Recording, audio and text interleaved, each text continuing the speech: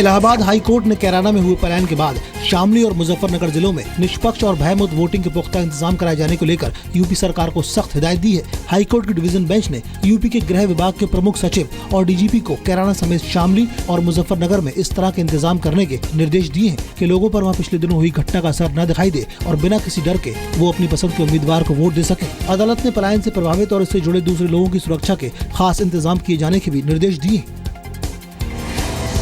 UP चुनाव में voting के घालमेल से लोगों को बचाने के लिए चुनाव आयोग ने नई पहल की है। इस बार के चुनाव में 3 विधानसभा क्षेत्रों में एक अलग तरह की वोटिंग मशीन के इस्तेमाल का फैसला किया गया है, जिसमें वोटर अपने वोट का वेरिफिकेशन कर सकेगा। यानी वोटर अपना वोट डालने के तुरंत बाद देख सकता है कि उसका वोट मशीन में किसे गया है। इस वोटिंग मशीन को पायलट प्रोजेक्ट के तौर पर इलाहाबाद के 3 विधानसभा क्षेत्रों में इस्तेमाल किया जाएगा। यूपी के आजमगढ़ के सगड़ी विधानसभा क्षेत्र में समाजवादी पार्टी के कार्यकर्ता चुनाव आचार संहिता का खुलकर मजाक उड़ाते दिखे। यहाँ आयोजक कार्यकर्ता सम्मेलन में समाजवादी पार्टी कार्यकर्ताओं ने भीड़ जुटाने के लिए बुलाई गई गायिका को जमकर नोट बांटे। सीएम अखिलेश यादव ने सगड़ी विधानसभा क्षेत्र से जयराम सिंह पटेल को उम्मीदवार बनाया है।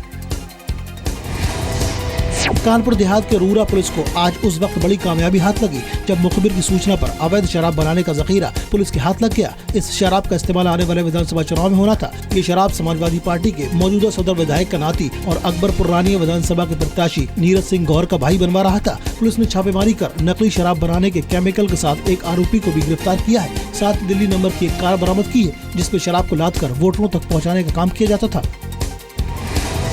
सुपरटेक बिल्डर को एक बड़ा झटका देते हुए ग्रेटर नोएडा अथॉरिटी ने सुपरटेक सीजर के नाम से बनाए जा रहे 1066 फ्लैट और विला सीज कर दिए हैं। ग्रेटर नोएडा वेस्ट एरिया में अथॉरिटी ने कार्रवाई हाई कोर्ट के आदेश पर की।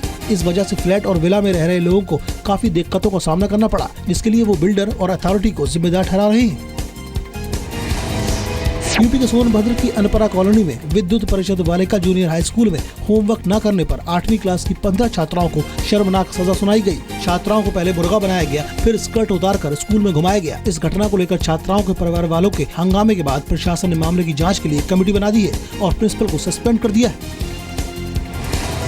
पूरे पंजाब में विधानसभा चुनाव की वोटिंग में इस्तेमाल हुई ईवीएम को स्ट्रांग रूम में सील कर दिया गया है। स्ट्रांग रूम की कड़ी चौकसी की जा रही है और उसके लिए बड़ी तादाद में जवान तैनात किए गए हैं। अब 11 मार्च को चुनाव नतीजे के दिन काउंटिंग के लिए इन स्ट्रांग रूम को खोला जाएगा।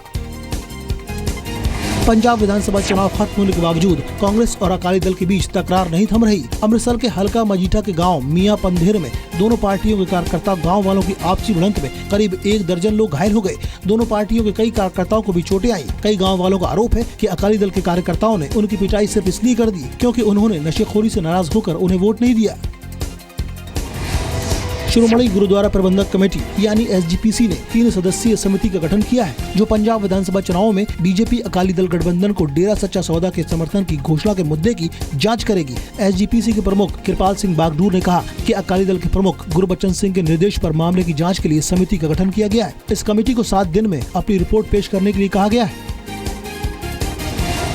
पठानकोट के सविश सिंह के परिवार वालों को 4 साल से उनके कुवैत से वापसी का इंतजार है। कुवैत की एक अदालत से कस्टम चोरी के आरोप से बरी होने के बावजूद सविश की अब तक भारत वापसी नहीं हो पाई है। सविश के परिवार वालों का आरोप है कि इस मामले में उन्होंने विदेश मंत्रालय और भारतीय दूतावास से बार-बार संपर्क साधा, लेकिन उनकी गुहार अब तक नहीं सुनी गई है।